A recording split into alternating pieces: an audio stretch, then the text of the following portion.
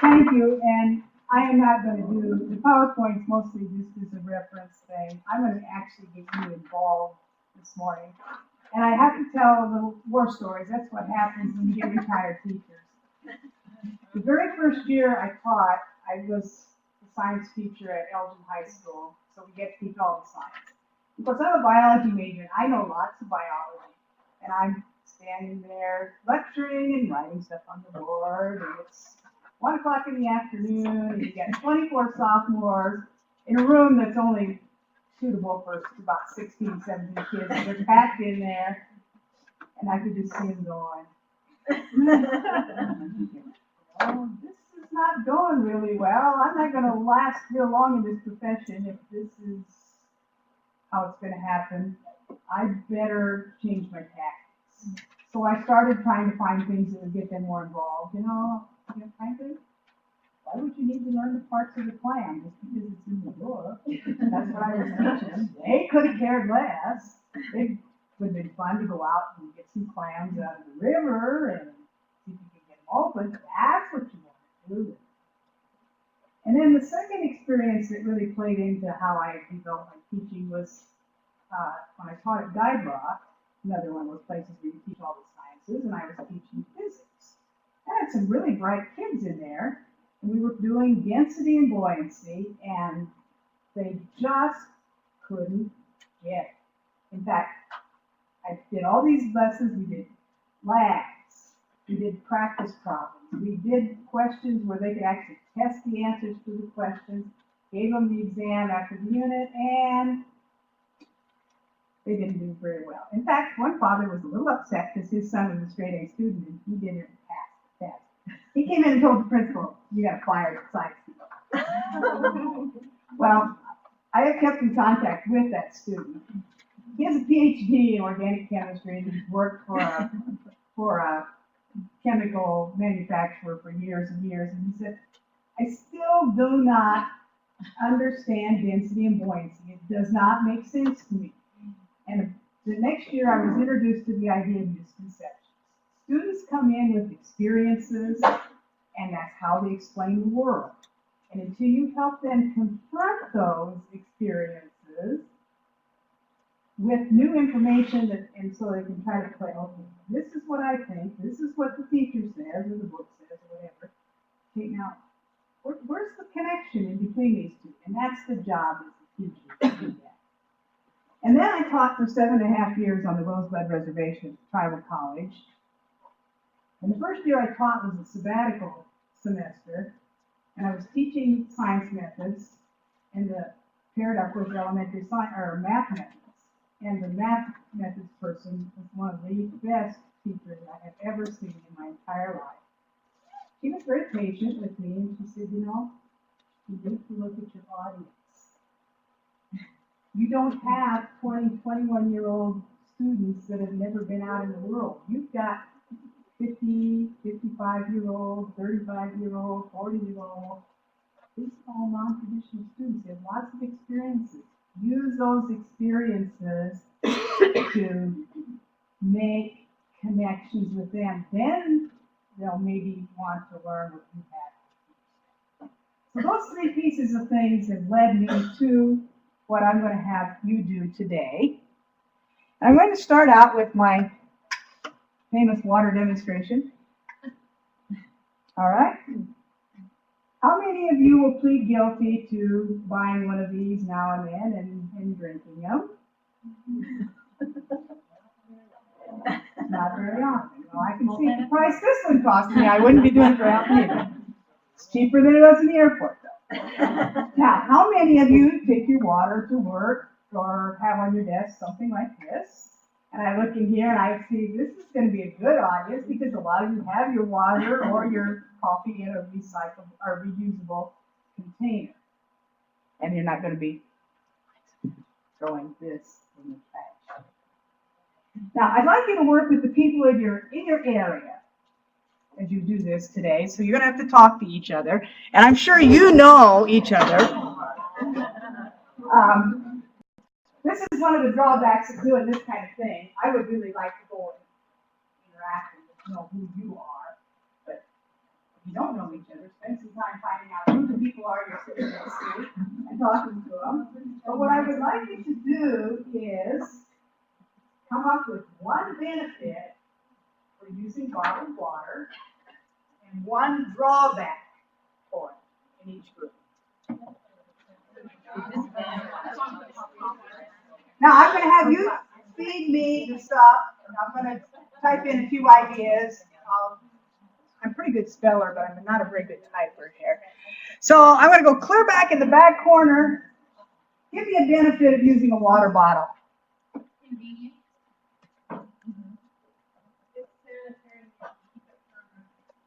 Okay.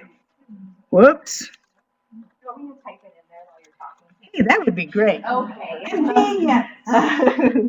And it's sanitary. That's a good thing.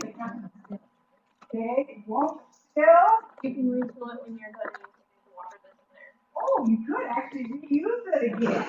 And by unspilling, I mean before you open it, it's not gonna spill versus if you had this in your purse, it might. Tell me about it. I tried out. What did you say? Okay. Okay. Reusable. What Refillable. else is another benefit? People stay It's hydrated. good. Keep you hydrated. Better for you than pop. It's portable. Hey, way better than pop. Don't tell me that. Any other benefits of using bottled water? Anything else? Organizations can use it to advertise on. Ooh. So from a marketing perspective, you know. Just put marketing out there. That's Okay. Do an ad on there. Hey, I don't know how many bottles of Dakota water I drank on the reservation. Okay. It was advertised. Yeah. What was that one? It's a whole industry for. Oh, yeah. Mhm. Economics, that's the word, thank you. I stretched it to the other end of it, that you can, since you have all that plastic, now you can make furniture or. Okay, actually, there's somebody down in my neck of the woods that's making purses out of water bottles. Oh my gosh. So you can. Recycled products? Upcycle. Oh, upcycle. Be hyphenated? Yeah.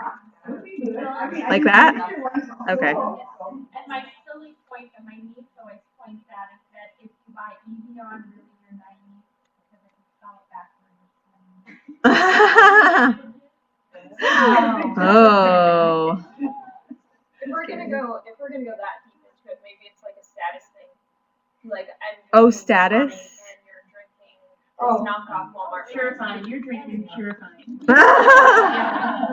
Well, okay. I think we got enough benefits and some very interesting ones, I might add. Those are cool.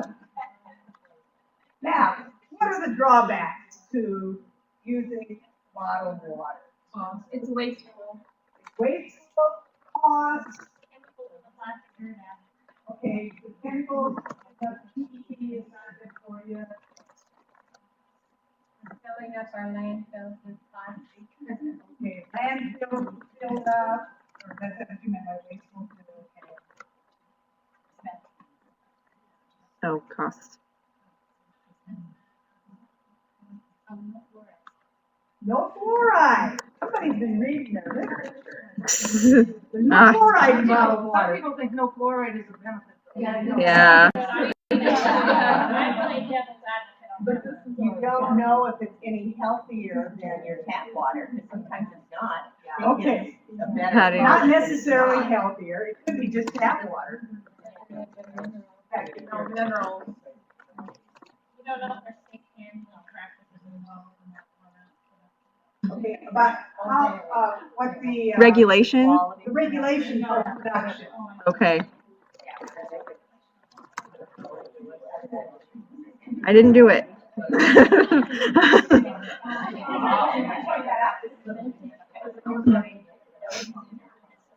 She went away on the board. I'm still typing though. Okay. So. Any other drawbacks? We get a lot more. Yeah, there's a lot of things than bad benefits. things. Yes. On the negative, continual reuse of that plastic bottle could be unsafe because it really is manufactured as a single-use container. Continue reusing it like I do, and you'll throw that in the freezer and fill it chunk and then thaw out all day long. And then run through the dishwasher a couple, 3 times. What's coming out of it?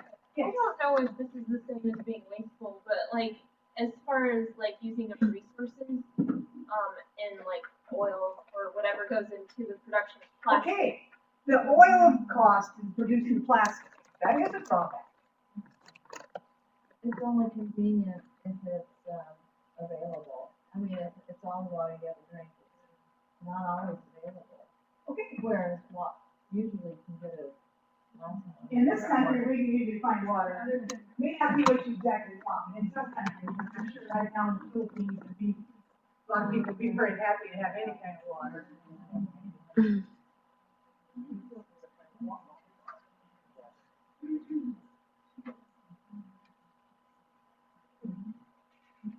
2 more and we'll have even. I got a challenge for you. Okay.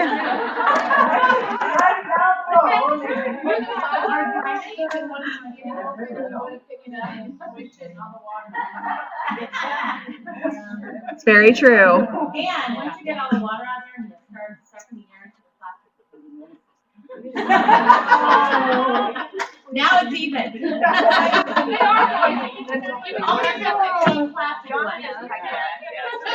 Oh, I can't see it. Can you see Donna's message? The lid drops on the floor, you're driving, you can't reach down. And then you get it in action. Oh, cost of shipping. Driving. We'll say you're texting while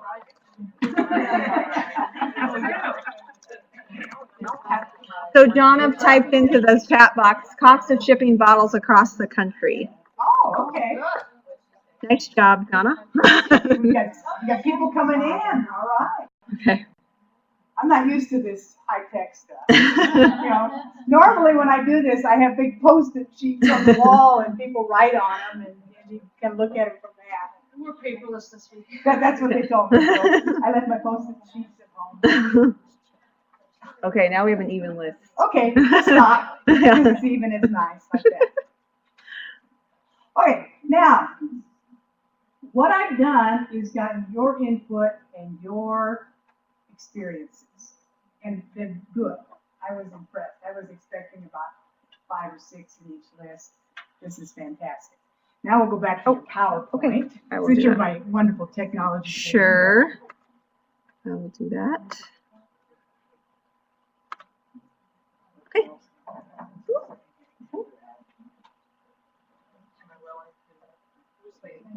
He's waiting for it to do its thing. Our theory is that connectivity is good up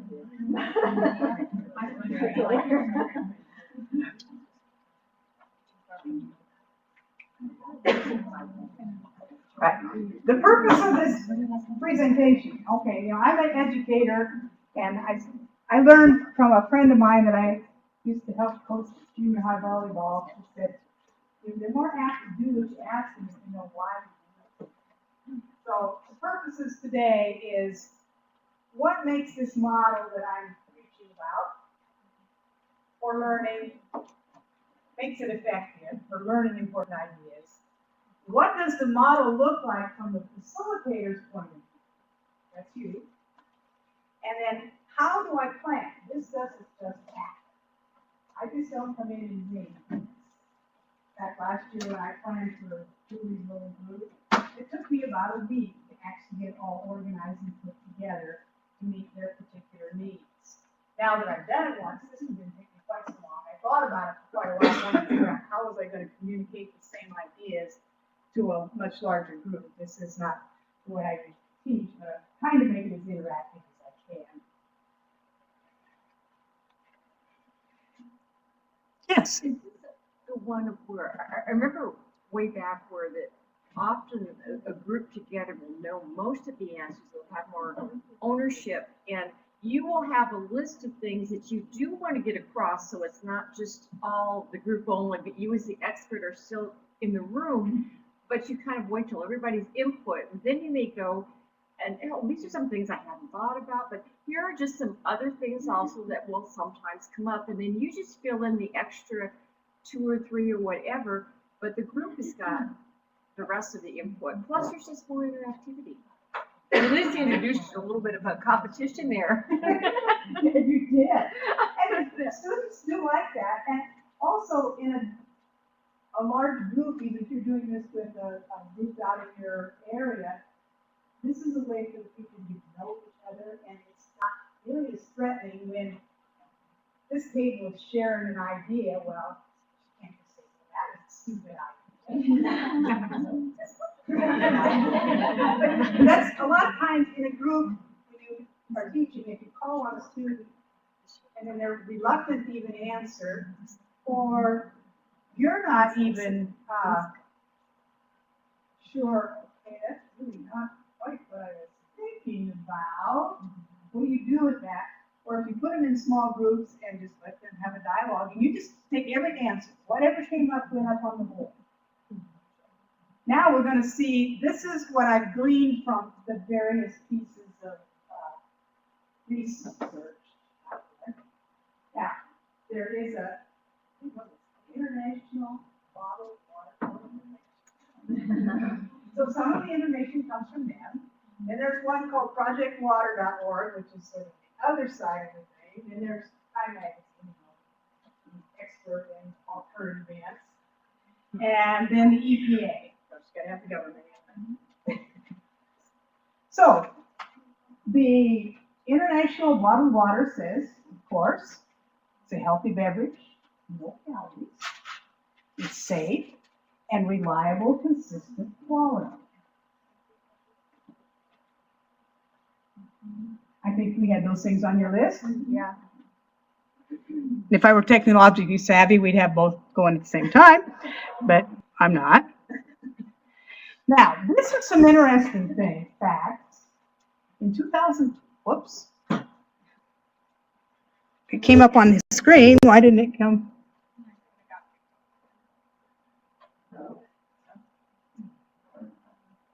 It's not you. Okay. I switched slides and it doesn't give me the numbers. Let's take a second to load that again. That's why I didn't like Adobe Connect. I tried doing this with a couple of people that were doing secondary science methods, and we kind of just decided to study this.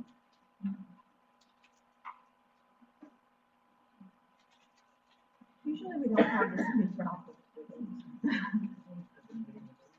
Oh, there it is, yeah. Okay. I thought this was really interesting. We consume 9.67 billion gallons of bottled water. Well, it's not all from the little plastic bottles. They also include those office coolers, or some of you may even have the home water purifier at your house. And so you get 5-gallon jugs that come in. And that's in 1 year gone up 5.3%.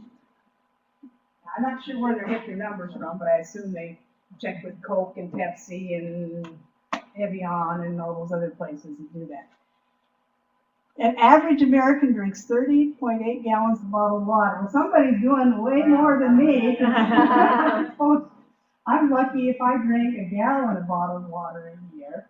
That's usually if I'm flying someplace, and because I haven't figured out how to get. Sometimes they'll let me take my empty container through security, and sometimes they won't. If they let me take it through security, then I can fill it up at the drinking fountain. We're going to try again. Switch. Now, you did bring up some environmental footprint issues here. The containers are 100% recyclable. They have a little number 1 on the bottom, which means you can throw them in the recycle. And this is from the International Bottled Water people. They say almost 39% are now recycled. We find that somebody else says it's only about 20% recycled. Some of the companies are using 100% recycled PET, which means you turn this bottle in, they recycle it, and make a new water bottle out of it. I don't think this is one of those. And actually, we said it was a landfill thing, but only 0.03%, not 3%, but 0.03% of the junk we throw in landfills is plastic water bottles. I don't know how they determined that. The one thing I have noticed, and that was one of the things you brought up when you were talking about how they, when you open them, they kind of squish and squirt the water all over. They've reduced the weight in them almost by half. So it means we're using quite a lot less of the resins to make the bottle. So that's one thing they're trying to do is address that.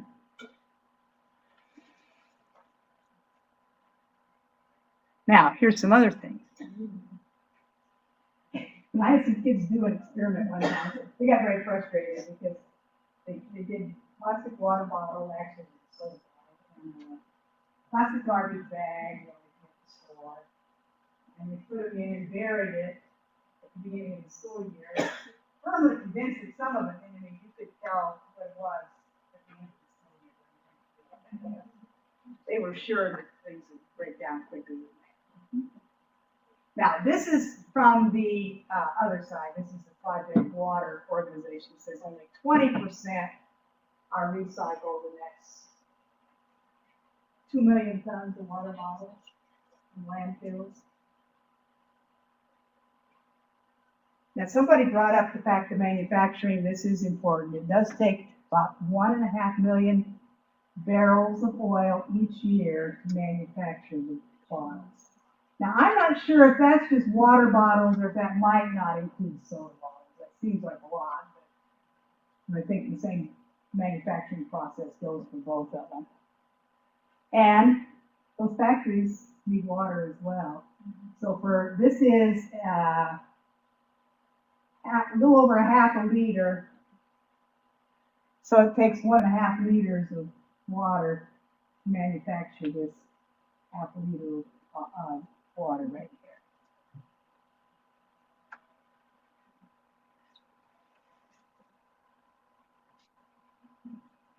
Now, somebody was worried about the safety, and they thought they weren't regulated.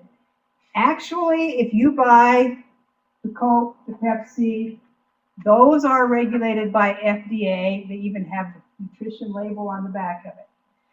However, if the water is only sold, packaged and sold in state, there's no regulations whatsoever. So the Lakota water that we had on the reservation was bottled right there in Mission, and there was no regulations on it at all. Now, I don't know a whole lot about this National Resources Defense Council. They sound impressive, but I just kind of think they're not a government watchdog necessarily. I think it's a citizens organization. They found that 17% of bottled water had unsafe bacteria. E. coli being one of the primary, and also salmonella, because of the way it basically bottled and the handling of it. Some of them, they found it contained levels of arsenic that wouldn't pass state standards. Now, some of the state standards, Nebraska being one of them, are extremely small. There's several small towns in Nebraska that are having problems because of the arsenic levels that EPA is recommending. And you're in town the size of Dayton, that's 180 people. Your water system, you just can't afford to put the kinds of filters and stuff on that. In fact, one little town, Dayton's water is okay. One little town that's 8 miles away from us, Tobias, has to get their water from Dayton because they can't drill a well that meets the standards. And I've read different amounts. This organization says about 1/4 of the bottled water is kept. So you could just go home and fill it up, put the cap on it, and take it and get it. But it wouldn't have all the nice marketing that they have, all the pretty labels. This is purified water, enhanced with minerals for a pure, fresh taste. This is modeled at the source. Does it say modeled at the source? This one doesn't. Those crap. This one is up to 30% made from plants and 100% recycled. That's their advertisement. Okay. Another little piece of information.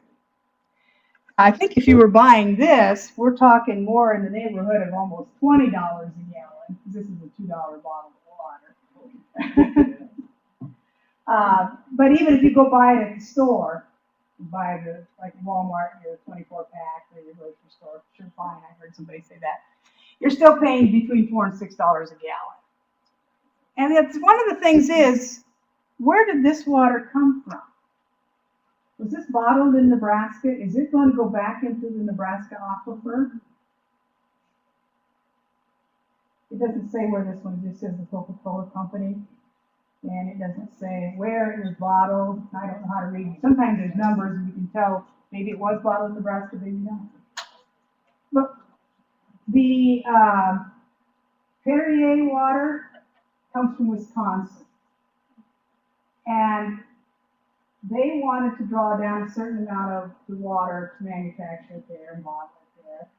But where was it going? All over the country. It wasn't going to go back into the aquifer in Wisconsin. Now, you have the information. That's the end of my presentation. Normally I would have students do this in small groups.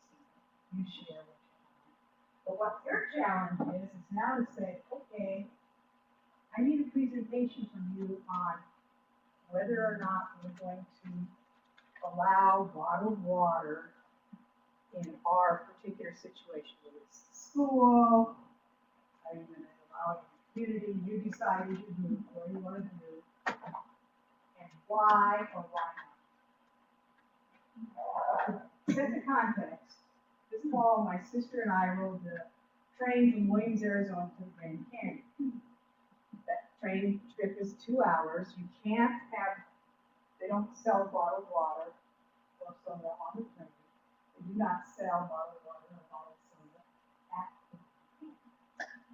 They will sell you recyclable, reusable containers to do this, and they have hydration stations on the train all over the country. They have banned all plastic containers.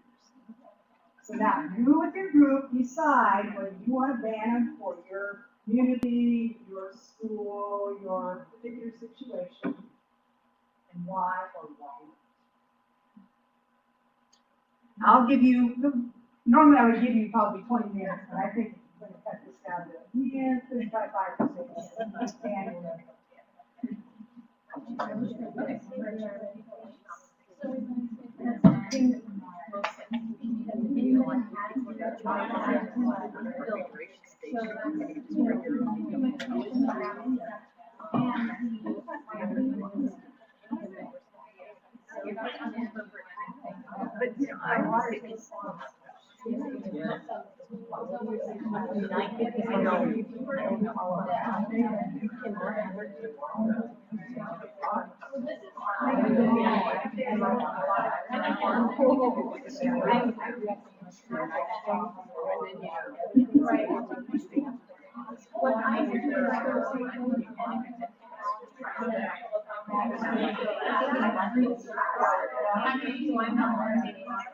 I'm just going to stop. Oh, yeah, no, we're thinking, is it a choice? That could be part of your plan. It's up to you. I did that.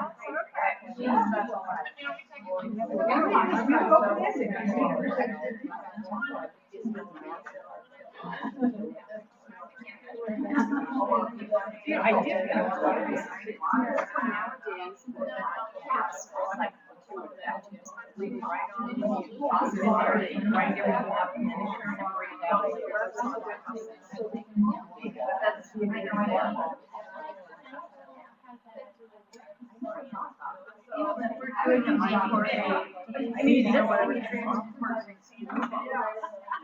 I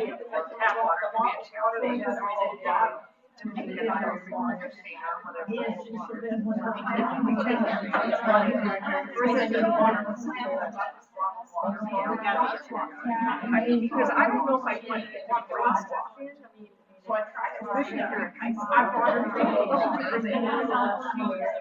water bottles.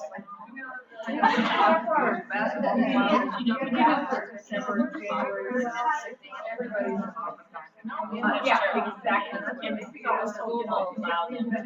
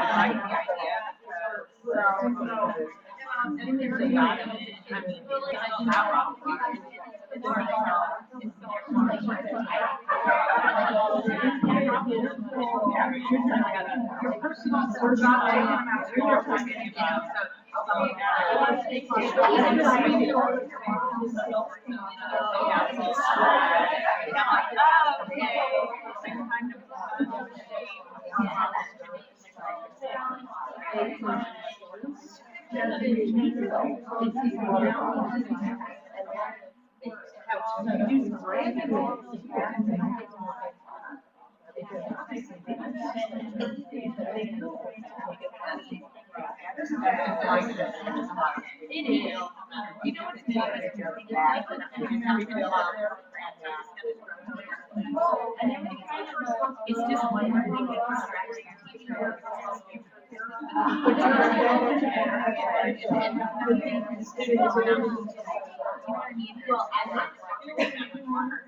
And then you love that. And then after you that's the number one. There are some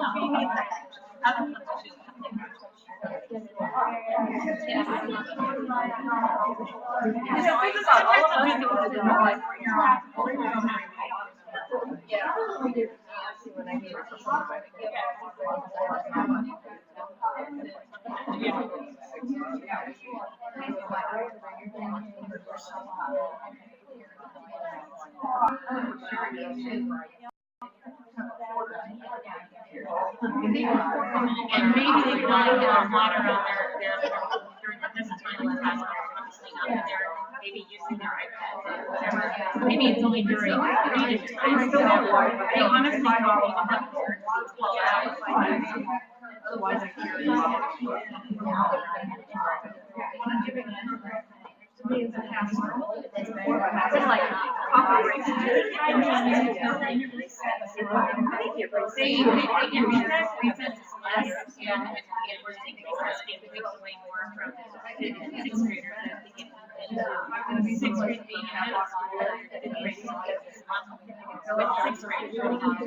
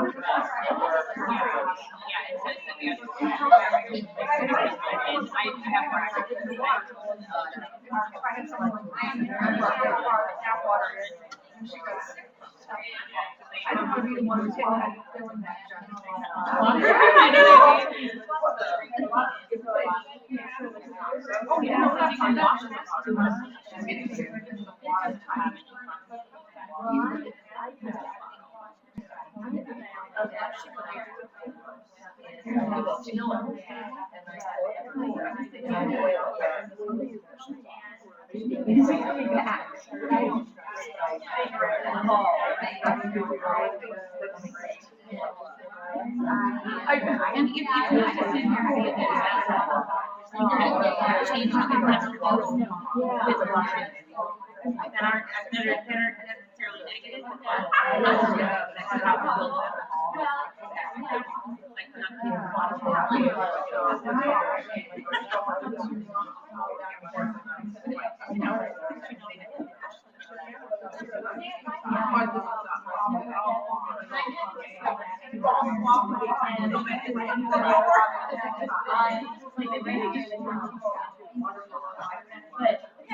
how to build them. Bad enough that they have to monitor that I have to see many classmates that are in communities where it's very personal, it's more because they're being built, not like just some sort of research thing. Because I was amazed that teachers know, but I don't monitor it. You were in out of my heart. I think about it out here and it's just crazy.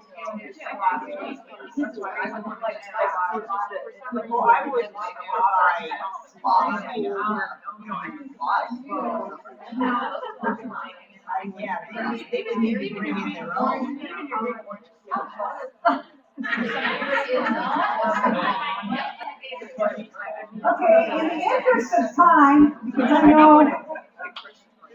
you've all had a long week, and you probably like to get on the road here, or whatever comes next, I'm gonna call halt. I would like to hear a few of the ideas that you came up with, or even if you had problems, I'd like to hear from that. And first, I want to go back there because they had a really interesting idea that's actually being put into practice. I guess they're making. My children went to a very, very diverse elementary school, meaning that the principal said it best. We have kids that $60 would buy their living house that they live in, $2 million home. So one of the things they implemented was a water bottle grant. And what it is each child got a water bottle with their name, so same, so that the kids that had a lot of money to bring in the really cool, this is my princess cup and everything's wonderful. But they were all generic cups. They had Central Elementary and somewhere another on them. And then what happened is in the mornings they would be sanitized. The kiddos that were in the higher grade levels, they would sign up to do these various tasks throughout the school because they were trying to create a sense of community. So I remember it was really not fun for me, not the morning person, when we had to get there at 7:30 so those water bottles could be filled up in the morning. But it was a neat idea. And then of course there were designated times, as you can well imagine as an educator, elementary kids with water bottles, that is just, a prescription for pure chaos. So there were certain times that they were passed out and the children were able to utilize the water bottles and that kind of thing. But I could see that happening in other school situations as well as they got older. You could pass out a water bottle that has the school logo on it at the beginning of the year, and that's your designated water bottle for the year or whatever.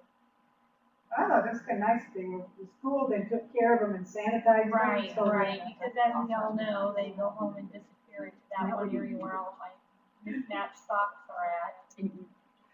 So, and I think they really like it, it's put a little pressure on the schools, but they do value the importance of water and they're getting funding for that initial buy-in to it. Now, let's have another group that's brave and willing to share what they came up with. Well, we thought that, in Iraq we have disaster tornadoes and that sort of thing, and so it's good to have water bottles kind of carry the waterway. So we're kind of conflicted. Tennessee, not having water bottles is okay, like if you're saying there's water available, you don't necessarily need a plastic bottle. But I think it's a disaster.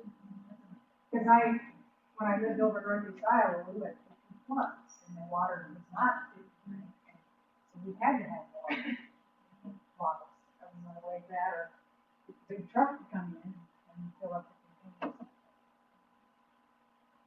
We have one more group that's brave here that can share what they discussed. I think the word conflicted was, we had a real good discussion here, but the idea that at some point, the bottled water is the way we would go, either for convenience or cost, or being sure that people didn't get sick or whatever. And in other situations, the water bottles, like the personal water bottles were. But then, like, we also had, like, I bring that up, and then they're like, they're so gross sometimes, and nobody knows how to sanitize, so we went back and forth on that. And so then when Renee was like, they sanitize and everything, it was like, there's our answer. So. So we don't have that possibility Right. if you're giving a public service. That's true, yeah. And it's not, the reason I gave you this is because it's not an easy answer. But you use the information that you provided as a whole group, plus the information that I provided, to have a rich discussion. Now, maybe I haven't done anything else. I made you think about how you're going to drink your water.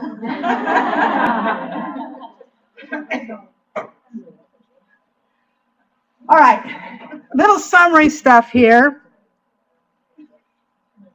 This is the method that I use to plan for everything.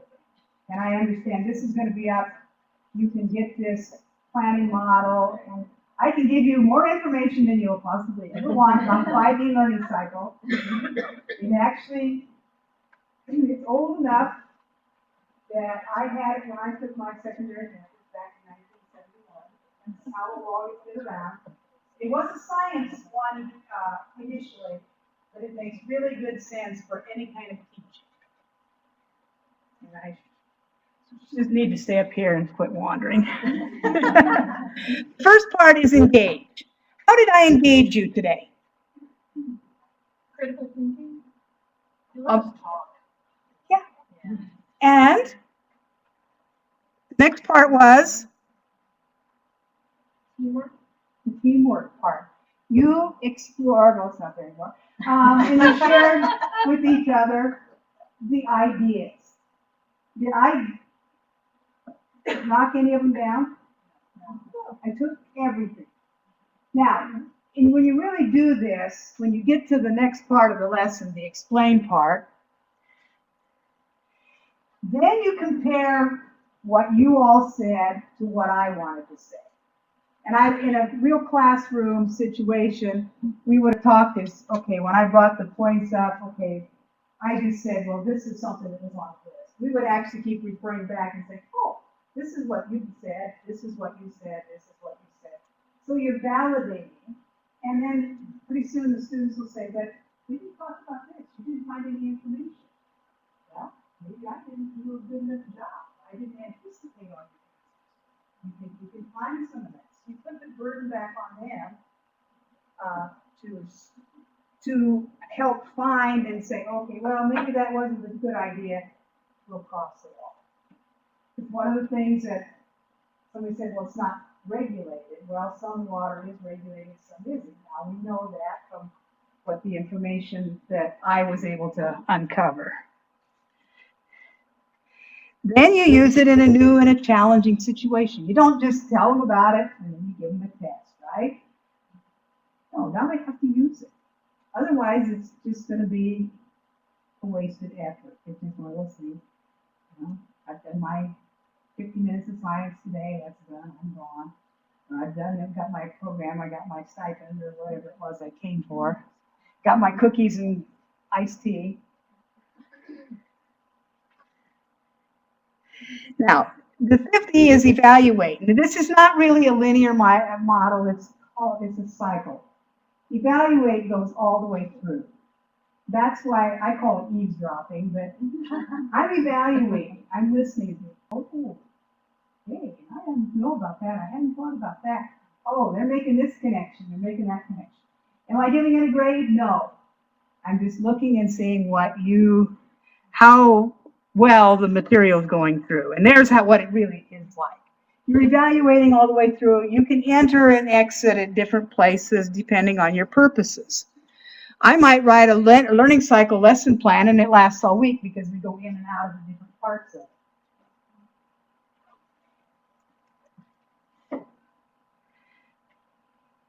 Now, what did you do today? You know what I did. What did you do? Brainstorm. Some of you took notes. We participated in the lesson. We weren't just being talked to. Did you like that? I did. We were able to use creative thinking. All right. Without the fear of negative. Yeah. Okay. You got involved. You know what? I didn't see too many people doing their emails. I'm the master. I like to play words on Facebook. Some of the meetings that I have, university words, that's what it's about good. I mean, I used to go to the garbage chair and it's really good. I mean, no, it's boring too. Now, the model is supposed to help you construct knowledge. Do you feel like you constructed any new knowledge today? Yeah. Will this knowledge transfer? Yes. Some of them will. Now, I'm not expecting all of you to go home and have this big thing on bottled water.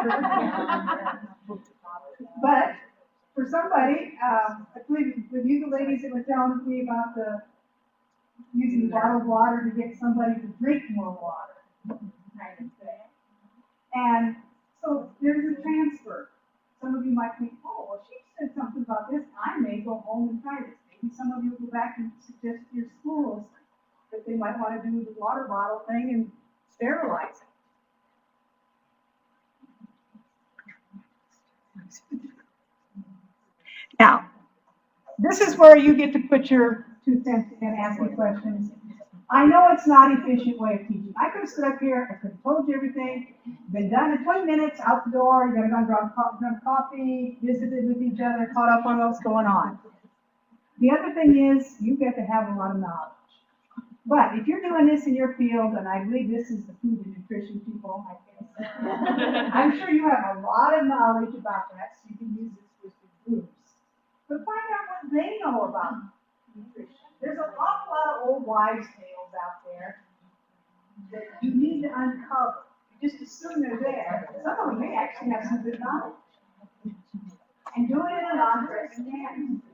Now, I'm impressed that you trusted me enough to come up with your unique ideas today, because that's the hardest part of this, is building relationships with your clients. When I did this with Julie's group this last spring, I spent the first half hour just finding out about the people that were in this group. Where did you come from? What are your goals? What are you doing? Kids, things that I said then, say, oh, she's interested in me as a person. Yeah, the way you actually said it, okay, when you do this. I know it adds to your time of presentation. I would love to get to know more of you, but unfortunately, there's about 50 of you here. That takes the whole presentation.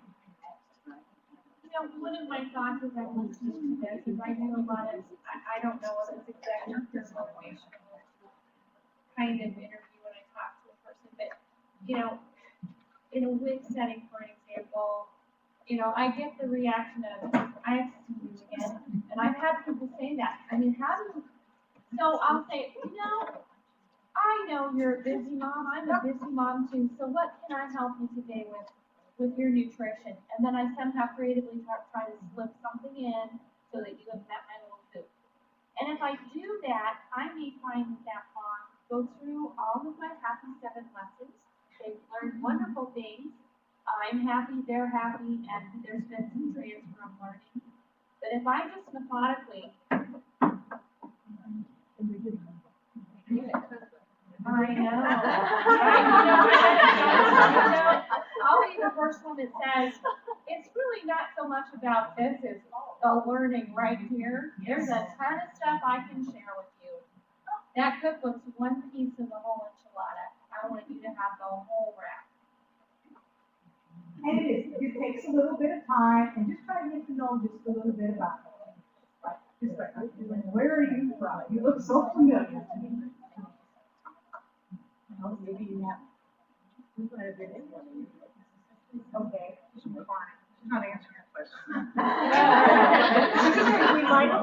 About Sanford's own part of the plan. I just wondered why I would have known her before. I said, I'm really good at recognizing faces. I can look at a name and say no, but I'm trying to put them together. So this helps me to figure out the faces.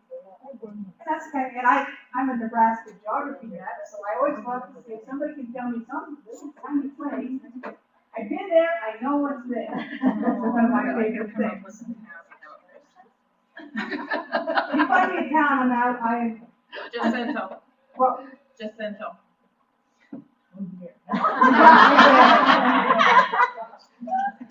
Have you been to Sarandale? yes, I don't live that far from Sarandale. What Harrison? I've been to Harrison. Max. Huh? Max. I've been to Mac. Hamlet. I've been to Hamlet too, they're down in the same next to the I border. know. Have you ever been to Stockville? Yes. Hooper. Hooper, well, I just went through Hooper 2 weeks ago. Good. She was in mission, so she probably knows where Cody is.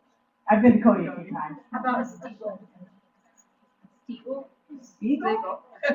You got another one, I gotta go home and look up. I've So, been did to you know what Steeple. Mark? Huh? That's on your stuff, right? Where? Some of these are railroad sightings, so I have to get my old map out to look and see what they are. Okay, I think this is probably the end of what I wanted to say, but I do want to entertain questions, concerns that you have. And the PowerPoint has an email. I'm pretty good at email. If you want more information on the learning cycle, your specific questions, that you think I could put my 2 cents in for, be helpful. The reason that this worked, I found teaching isn't about content. My favorite question is who do you teach, or what do you teach? And you know, most of my pre-service people say, well, I'm going to teach chemistry, I'm going to teach biology, I'm going to teach physics. You teach students. You get my A for the day. Because that's what you do. And you teach not in the classroom necessarily. Some of you are, some of you aren't. But you are teaching in your jobs, and it's all about relationships. And I think this model where you do the collaborative discussion is a very good way to help foster and strengthen those relationships. Thank you.